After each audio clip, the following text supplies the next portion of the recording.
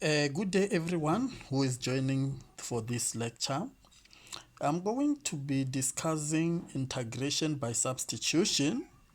Some normally they call it integration by use substitution, but generally this is just integration by substitution.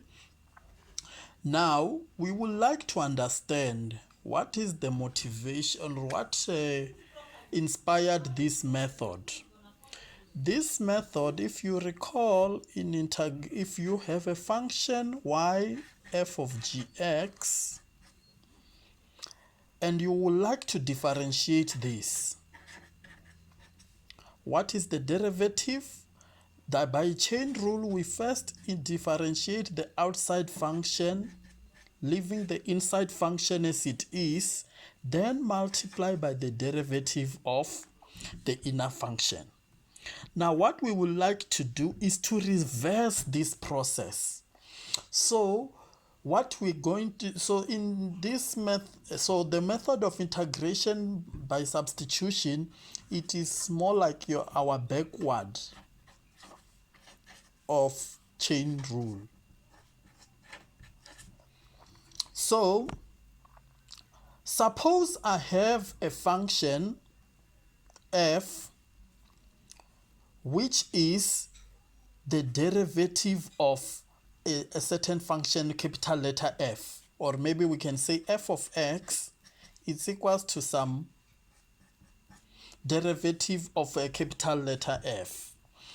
Now the method of use substitution, it says whenever you are integrating f of gx multiply by g prime x dx. Remember, when we were here, we had that f prime x gx multiplied by g prime x. This is the derivative of f gx. So basically, when we also do this, we are gonna be going back to what? F of gx. Now, because of integration, this is indefinite integral, we add a c. So that's what we are doing. We are taking the derivative of the capital letter f. We are taking that function gx multiplied by the derivative of the inner function, and then we get f gx, the capital letter f. Now, as we are looking to this, we are gonna also use a substitution method. What will be our substitution? If you see gx, we can make this our u. Now if your u is g of x, then what about du? Whenever you find du over dx, you're just going to get g prime x, which is the same as du is g prime x dx. So we make this our u. So in other words, also this now becomes g prime x dx becomes what? Our du. And this is what? F, the inner part is u. So it's fu.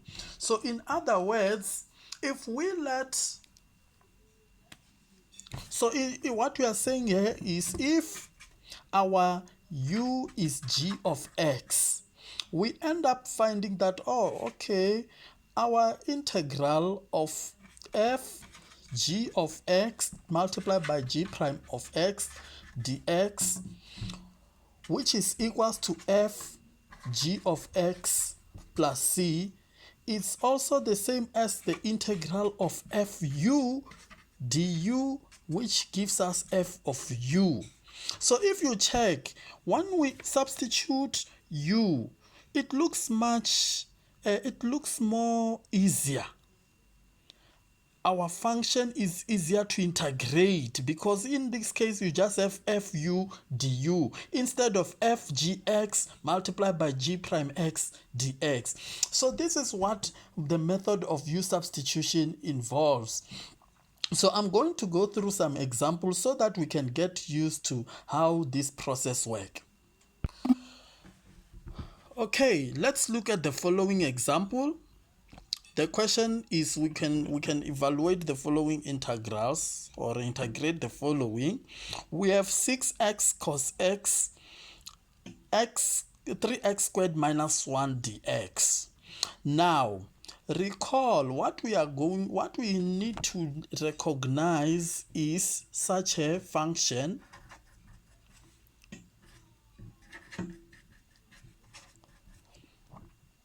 So this is normally what we call a composite function, fgx. So what will be our fgx? So firstly, we need to know what will be our gx, and then we also need our f. Now, if you look here, we have cos 3x squared minus 1 multiplied by 6x. Now, the question will be, if I look at cos, normally I will be expecting cos x, isn't it? But instead, I have cos 3x squared minus 1. So this tells me that, oh, this should be my composite function. With my inside function, I can consider it as my gx, because this is not just a cos x, it's cos 3x squared minus 1. Now, what is the derivative of the inner part? Now, the derivative of the inner part is 6x. Now, check, what are we multiplying this cos function with? With 6x, which happen to be the derivative of the inner part. So that means this method, your substitution method, can work in this example. That means, okay, so I can now then say, I can let my u be 3x squared minus 1. And then, what is our du? What is the derivative of 3x squared minus 1? Is 6x. Then dx. Now, this 6x dx, if you check here, you have 6x and the dx. So these together, when we combine them, they will give us our du. So meaning, when I continue, or let me just start, I have my integral 6x cos of 3x squared minus 1 dx. This will be equal to the integral of cos. What is inside of cos is 3x squared minus 1, which is what? Our u. And then we have 6x times dx. What is 6x times dx? This is our du. So in the end, you find that you are only integrating the cos u du. And what is the integral of cos? It's a sine u. Then because this is an indefinite integral, we add the constant c. Now, is this the end? Not really, because this is only a function in terms of u. But remember, our original integral was in terms of x. So we have to substitute back. What is by replacing u? What is our u? We let our u to be 3x squared minus 1. So wherever we see u, we will just put 3x squared minus 1 plus c. And that's it. Okay? Now let's also look at another example. Now, our next example, it says 4x squared e to the minus 5x cube. Okay, so now I have an exponential function. Normally, when I have an exponential function, I will be expecting e of x, isn't it? But what do I have? I have e minus 5x to the cube. This is a bit more complex or more complicated. So instead, I can see my e as my composition function. That means whatever the power of e it is, it will be my gx. Now, but before we can go on with our integration, let's first check what will be the derivative of 5x cubed. Its derivative, it will be minus 15x squared. Now, then we must check what is multiplying this e is 4x squared. Now, is 4x squared and minus 15x squared, are they the same? No, they can't be the same because one is 4x, the coefficient of x squared is 4, the other one is minus 15. But is this the big problem now when it comes to u substitution? Not necessarily, because the difference is just a constant. So what we're gonna do, we're gonna make, when the difference is just a constant, we will proceed with our u substitution. So in other words, I can let my u to be minus 5x cubed. And what will be the derivative of this? Du is minus 15x squared dx. Now, what I'm gonna do, I have over here 4x squared, isn't it? And here I have multiply by dx. So I need to find 4x squared dx. But so what I'm gonna do, I'm going to divide by negative 15 both sides, because it's not the same. Then I'll be left with x squared dx.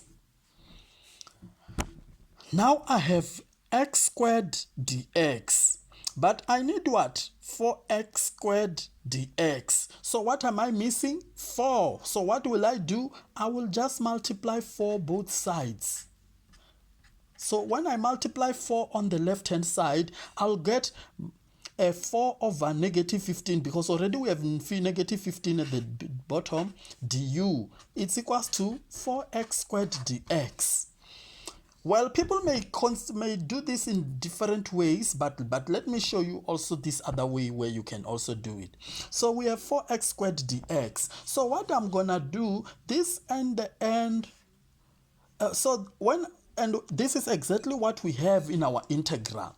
So what I'm gonna do, I have e minus 5x cubed okay, I'm just going to rearrange, multiply by 4x squared dx. Now, using my u substitution, what do I get? I have the integral e, what is my minus 5x squared? According to my substitution rule, this is u. So that is u.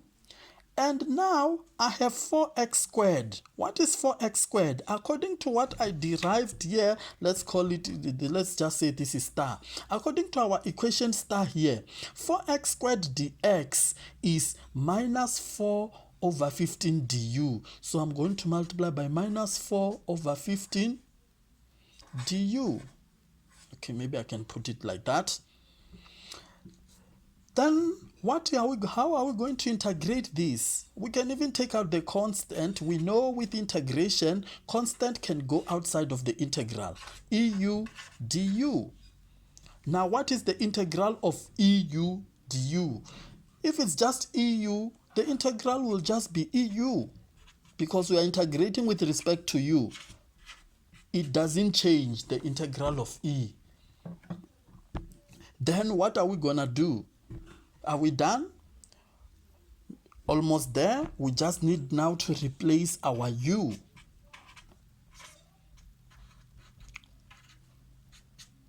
And then we are done. Okay? I hope we are following and are getting to and understanding what we are doing here. Okay, let's do another example for further understanding. Okay, now let's look at this example as well. Now, we have here the fraction 5x minus 3 over 5x squared minus 6x plus 1 to the power 4. Now, firstly, which one can we really look at it and we say, yeah, this one is more of a complicated function where we can consider it as a composite function. If you see at the denominator here, you have 5x squared minus 6x plus 1. So to the power 4. Now this power 4, it makes this thing even a bit more complex. So what we can do is to focus on what is inside. And we can, so that we can see this is our composite function. So what is inside is 5x minus 6x plus 1. What is the derivative?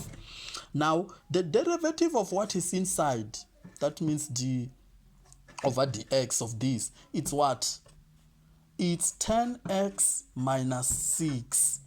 Now, when you look at the first, when you look at it, is it the same as the numerator there, 5x minus 3? Not necessarily. It is 5 because the 5x minus 3 is not the same as 10x minus 6. But there is something else we should notice. If you check 10x minus 6, we can take out a common factor. What is a common factor? Is 2. 10 and 6, they share a common factor of 2. Then when we take out the common factor, we are left with 5x minus 3. Now, this is 2 multiplied by 5x minus 3, and that's what we have there. We have the 5x minus 3 there, meaning the u substitution can work. Remember I said if the difference is just a constant, it shouldn't worry us. We can perform our u substitution. So that means we can now proceed and say, okay, let u be 5x squared minus 6x plus 1. And then what is our du? It will be 10x minus 6 dx. And then we can take out that common factor if we want. Du is 2, 5x minus 3 dx. Then dividing by 2, we have du over 2 is 5x minus 3 dx. So that's what we have here. So meaning if we are looking over here, you have 5x dx. This will definitely be our du. It will be du over 2 according to what we did here. So that means now when I come back to substitute, or when I continue, okay, I'll continue this here.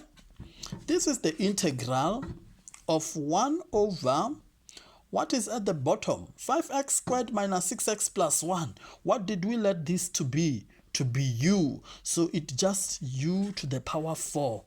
And then dx. What is dx? What is 5x minus 3 dx? It's du over 2. So the 1 over 2, we can take it out. Then what about this one? 1 over u to the 4. For us to integrate it, we have to change the power to be minus 4 and take u to the minus 4 du. Then it is easier to integrate here using the power rule, which will be u minus, when you add 1 on minus 4, when you add 1, you get minus 3. Then we also divide by that 3 plus c. So in other words, we have minus 1 over 2 multiplied by 3, both are in the denominator, is 6. Then we can now replace the u back to its original form in terms of x, which is 5x squared minus 6x plus 1 minus 3 plus c. This is minus 1 over 6 over 5x squared minus 6x plus 1 to the power 3. And that's it. That is our final answer, what we really needed. All right. Now I'm going to look at this example. This kind of an example is a little bit complicated, but let's also look at it. Now, I will tell you why I say it's a bit complicated. Now we have x cubed multiplied by square root of x squared minus 1 dx.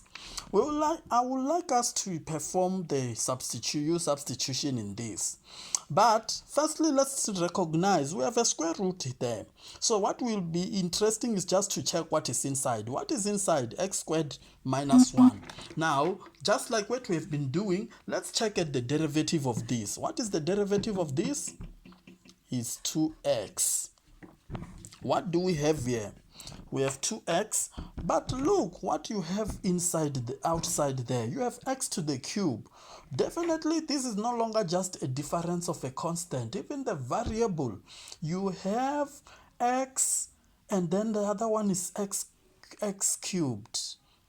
Now, what we can do, we would like to notice something here. Here there is an extra x which has been multiplied, or we can say x squared. Now, the x squared which is multiplied, we can relate it with the one inside. But anyway, let's first do this. Okay, I can say, okay, this is x squared times x. So even if I had to rearrange this, oh sorry, this is this dx. Let's say I have x squared, square root of x squared minus 1, x dx. I have x dx. Why am I separating this x dx? Because here when I differentiated, I got x, isn't it? Now, what about the x squared? Now, if I let my u to be what is inside, I will be able to notice that I am able to make x squared subject of a formula. So this is how we are going to do it. We are going to let our u to be x squared minus 1. And what about our du? Du is 2x dx, isn't it? Now, I can make du over 2 is x dx. So I have this part here. I can actually make it what? From what I've just did here, it will be du over 2, isn't it? The whatever is inside there is u, the inside the square root. Then we have x squared. So what we tell ourselves is our u is x squared minus 1. What about x squared? X squared will be, if I take 1 that side, I'll be u plus 1. So, meaning, when I now come here to the integration, when I see x squared, I will replace with u plus 1. Then, multiply by the integral of square root of x squared minus 1 is u. Then what about x dx? Is du over 2. Now, so the question is this, are you able to integrate this? Let's see. We can do this, we can multiply. So what we are going to do, let's take the half out, u plus 1. Then the square root of u is what? Is u to the half du. And from this, I am able to multiply the u inside. When I do that, I'm going to get u to the power 1 plus half is 3 over 2. Plus 1 multiplied by that, it's just u to the power half du. And then we can integrate individually. What about the first integral of u to the power 3 over 2? If we add 1, we're just going to get 5 over 2 over 5 over 2. Plus, what about the other one? Okay, let me put the bracket because the half is outside. What about the integral of this? If we add 1, we're going to get what? 3 over 2 over 3 over 2. Again, plus c. So, okay, as I was running out of space adding another paper, then what we're gonna do now is to just simplify. We have half, and what we have inside there, I can have 2 over 5 u to the power 5 over 2 plus 2 over 3 u to the power 3 over 2 plus c. Then what I will do, I can multiply the half inside there. But what I'm also gonna do is to replace the u. What is my u? My u is x squared minus 1. So when I multiply with the 2, I'll get 1 over 5. And replacing this u, it will be x squared minus 1 to the power 5 over 2. Plus the same case, when I multiply by this half, 3 over 2, I'm going to get 1 over 3. And replacing u with x, it will be x squared minus 1, 3 over 2 plus c. So that is the final answer. Okay, now this for the examples which I have now, let us stop here. I'm gonna release the second part. The next video will be continuation of U substitution. We're gonna continue with some examples, but also incorporating the definite integral. I will also like to show you how you take care of definite integral. Remember the definite integral, now you will have the limits a b of something, isn't it? So we would like to know, how do we go about resolving such issues when now we have a definite integral? So just meet me in the next part of the video.